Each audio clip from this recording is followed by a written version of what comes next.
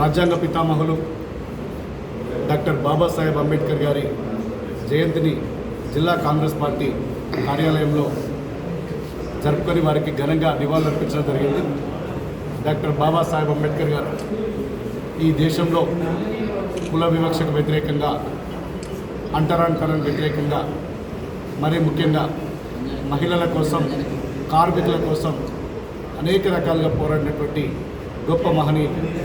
చిన్నతనంలో ఎన్నో వివక్షలను, అసమానతలు ఎదుర్కొని ఒక్కొక్కటిగా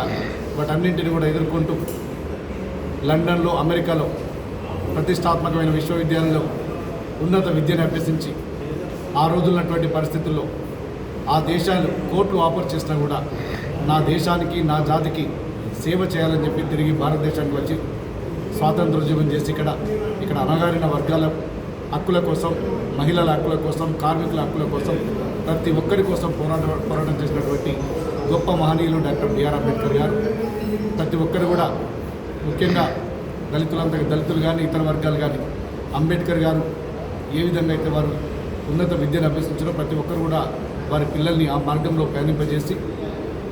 ఈ దేశ అభ్యున్నతి కోసం పోరాడాలని చెప్పి,